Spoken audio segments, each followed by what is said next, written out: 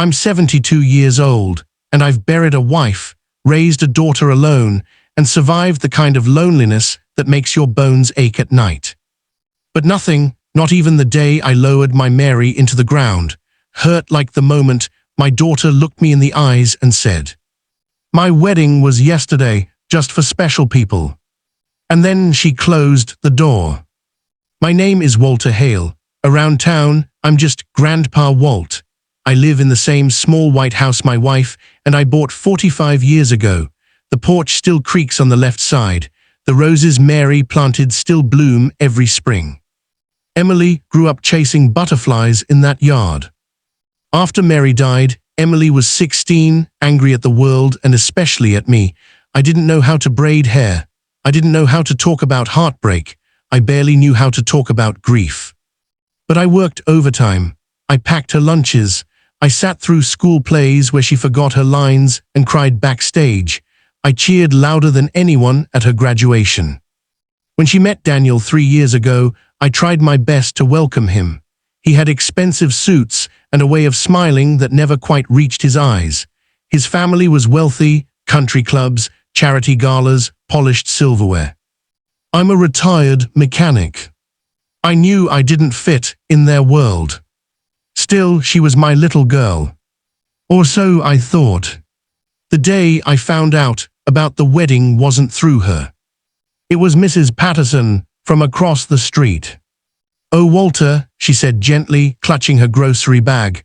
"I saw the photos online. Emily looked beautiful." "Photos?" I asked. She hesitated. "The wedding, dear." The world didn't shatter in that moment. It tilted. I went home and opened the old laptop Emily bought me 5 Christmases ago. It took me 15 minutes to remember my password. And there it was. White roses, a crystal ballroom, Emily in a designer gown I could never afford. Caption: the most perfect day, surrounded by our special people. No mention of her father. I stared at the photos for a long time.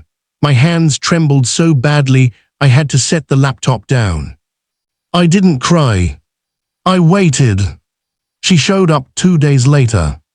Not to apologize. To explain. She stood on my porch in sunglasses too big for her face.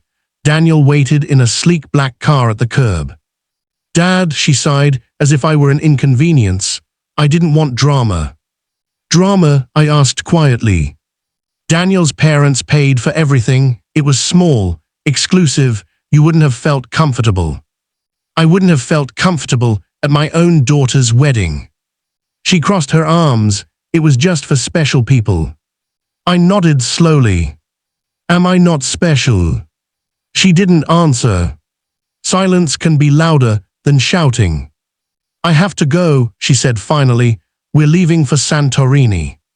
Santorini. I once taken extra shifts just to afford a weekend trip to the lake for her 16th birthday. She walked away without hugging me. I watched the car disappear down the street. That night, I finally cried. A week passed. 7 long, quiet days. On the 8th, there was a knock at my door. Hard, urgent. When I opened it, Emily stood there, no sunglasses this time. Her mascara had run. Her hair was pulled back messily. Daniel was nowhere in sight. "Dad," she whispered. I didn't move. "Can I come in?" I stepped aside. She walked into the living room, the same room where she'd opened Christmas presents and fallen asleep on Mary's lap years ago. She looked smaller somehow. "What happened?" I asked. She swallowed. "Daniel's parents, they've cut us off." I waited. "They said we embarrassed them." "How?" She hesitated. "The marriage license paperwork, Daniel didn't finalize some financial agreements. His father thinks I pressured him. They've frozen accounts. The house, it's in their name. The crystal ballroom. The designer dress. The exclusive guest list. Not hers. Not really. I need somewhere to stay," she said, "just until we figure things out." Where Daniel? He's with his parents, trying to fix it. And you? Her voice cracked. They don't want me there. Silence again. Different this time. Heavy. You said the wedding was for special people, I reminded her gently. Tears spilled down her cheeks. I was wrong. I studied her face, the same freckles she had as a child, the same green eyes as her mother. I thought if I fit into their world, she whispered, everything would be secure, stable, perfect. And was it? She shook her head. They made me choose, Dad. They said you were embarrassing, that your house, your background, it didn't match their image. I felt something inside me crack, not from anger. From sadness. And you chose them. Her sobs answered for her. I went to the kitchen and made tea, chamomile, Mary's favorite. When I returned, Emily was staring at the family photos on the wall. There was one of her at age 5, covered in mud, grinning while holding up a frog. Do you remember that day? I asked. She nodded through tears. You told me I could be anything. You still can. I ruined everything. No, I said softly, you made a mistake. She looked up. You're not angry. I was, I admitted, but anger is heavy. I'm too old to carry it long. She let out a broken laugh. Can I stay? She asked again. I looked around the small living room. It's not Santorini, I said. I don't care about Santorini. I thought about the night she was born, about Mary squeezing my hand and whispering, take care of our girl. I stepped forward and pulled Emily into my arms. She collapsed against me like she used to after childhood nightmares. You can stay, I said. And she cried harder than I've ever seen. Over the next few days, I learned the full truth. Daniel's parents hadn't just funded the wedding. They controlled everything, the apartment, the car, even Daniel's job at his father's firm. The marriage had been less about love and more about alliances. When disagreements over money surfaced during the honeymoon, Daniel chose security over his wife. He stayed. She left. By Friday, Daniel sent a single text. Maybe we rushed into this. Emily showed it to me with shaking hands. I gave up my father for this, she whispered. I didn't say, I told you so. Some lessons cut deep enough without salt.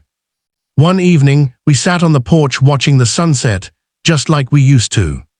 I thought success meant leaving this place behind, she said. Success isn't where you stand, I replied.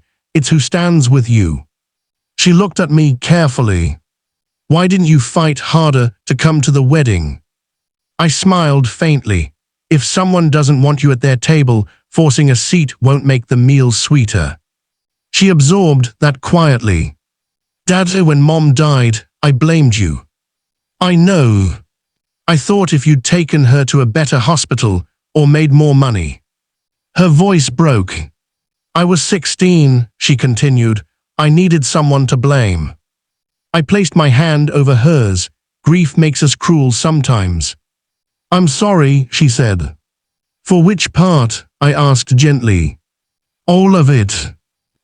I squeezed her hand. Apology accepted. A month passed. Emily found a job at a local design studio, small, humble, but hers. She filed for annulment. Daniel didn't fight it. One afternoon, she came home smiling.